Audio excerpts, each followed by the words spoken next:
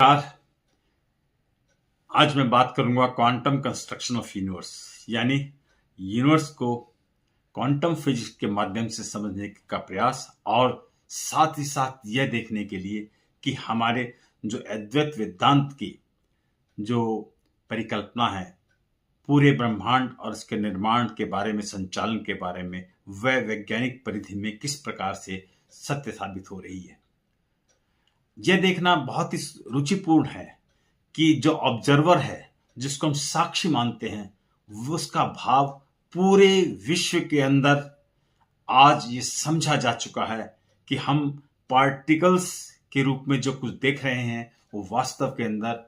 Wave function का collapse ही है।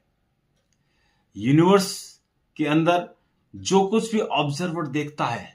वास्तव में वह कुछ और नहीं है, बल्कि वह जितने भी आसपास वेव्स के रूप में जो हमारी,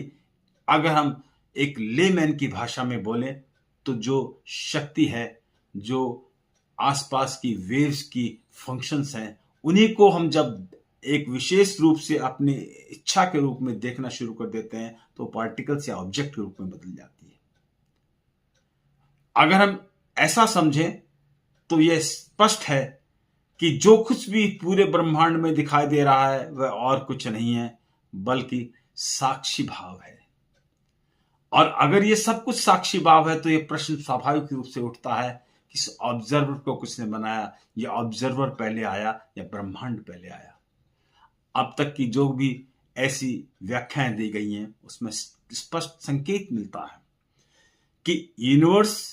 यानी ब्रह्मांड और ऑब्जर्वर यानी साक्षी दोनों एक दूसरे को पूरित करते हैं। इस यूनिवर्स के अंदर ऑब्जर्वर का होना, ऑब्जर्वर के द्वारा विशेष प्रकार से आसपास के वातावरण को देखना पूरे ब्रह्मांड के उस स्वप्न को बनाता है जो ब्रह्मांड इसको रेगुलेट कर रहा होता है। सबका मिला जुला एक स्वप्न के रूप में इस ब्रह्मांड का निर्माण वास्तव में बहुत रुचिपूर्ण है। आज के इस क्वांटम फिजिक्स की दुनिया में यूनिवर्स के इस क्वांटम एस्पेक्ट को समझ लेने में हमें सैद्धांतिक रूप से और व्यावहारिक रूप से भी जो स्पिरिचुअलिज्म है उसको बेहतर ढंग से समझने में सहायता मिलती है।